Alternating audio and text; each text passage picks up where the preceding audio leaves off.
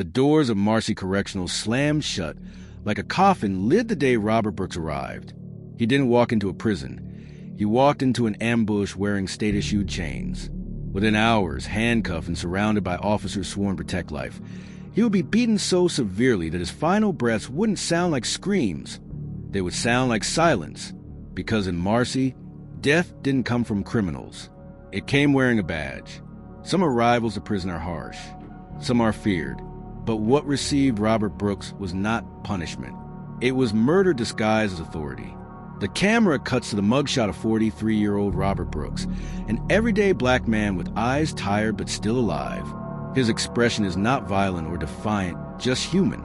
Voice of his son, recorded clip. He wasn't perfect, who is? But he tried. He cared. Robert Brooks was not a stranger to mistakes.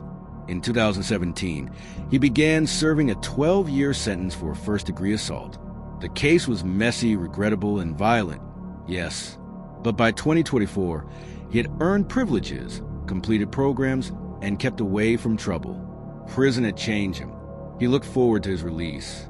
On December 9th, 2024, after 7 years behind bars, Robert Brooks stepped into a new facility, Marcy Correctional. He was supposed to finish his time. Instead, Marcy would finish him. It is routine. Transfers happen every day. But inside prisons, the word routine can hide brutality. As Robert is processed, we hear the clank of keys, the barked orders, and the heavy boot of officers. Not hostility yet, just a dark undertone. One officer eyes him. We do not know yet who. We will. At Marcy, there's an unwritten rule inmates whisper about. How you arrive determines how you survive. Some officers use this rule to intimidate. A few, however, use it to exert power, enforce dominance, and show new inmates who owns them. In documentary text on screen, welcome committee, prison slang for officers who terrorize new arrivals. This committee waited for Brooks. Brooks says little. He cooperates. He's handcuffed. Cameras in the hall are rolling. For men are near him, 3 older, 1 younger.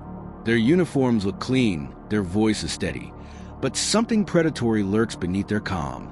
Nicholas Anzalone Anthony, Farina Michael, Mashaw David Walters. Their names, once just employees of the state of New York, will soon become symbols of corruption. Brooks never fought. He never resisted. There was no threat to respond to, only a target. Body camera footage is played in the documentary.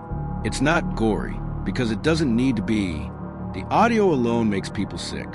Officer voice on video. He don't listen? Make him listen. Brooks is shoved, kicked. The footage captures his cuffed hands pulled behind him. He tries to shield his ribs, but he can't move. A punch lands. Then another. Then a knee to his side. The welcome started with fists, and then graduated to cruelty. Farina strikes him in the throat. Anzalone grips his neck. Mashaw stands and watches. Walters pretends to look away. None try to stop it. Brooks coughs but can't breathe. A shoe hits him in the chest. A hand clamps over his mouth, stuffing something inside. Hands restrained. No provocation. No threat. Hours later, bruised and dizzy, Brooks is escorted to the infirmary, a place meant for medical help, but intentionally chosen for one sinister reason. There are no surveillance cameras in the infirmary. From investigative reports and the Washington Post account, prosecutors confirm guards continued the assault there, away from view. In the documentary Recreation, we see a dark room, a bed, a blood pressure cuff, a bottle of antiseptic, tools of healing, turned into props of violence. The beatings resume behind the curtain. We don't see them, but we hear the sounds. Something heavy dropped, a choked gasp, a groan, a guard saying, "Stop moving, you're resisting." But Robert wasn't resisting. He couldn't. Autopsy later reveals. Multiple blunt force impacts, neck compression, asphyxiation markers, fractured ribs, bruised lungs, evidence consistent with strangulation. Robert Brooks died slowly, and the world outside had no idea until the cameras told the truth. Not all cameras had been removed. Some footage survived. Some officers' body cams kept rolling longer than expected, and prosecutors would later describe a scene with chilling clarity. There was no provocation that would have precipitated any physical response whatsoever. Brooks dies in official custody. The prison reports he was uncooperative. They attempt to spin the lie. An inmate became aggressive. Staff attempted restraint. Medical staff confirm his injuries do not match restraint. His neck alone tells the story.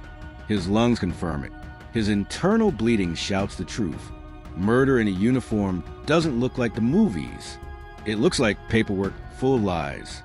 A man known in New York law as someone who does not back down from police or prison officers. He sees the footage. His reaction is documented.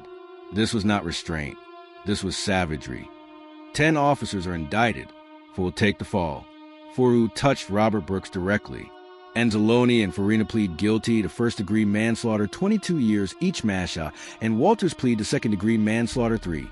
9 years, 2 years, from months to 7 years. All resign. All lose their badges.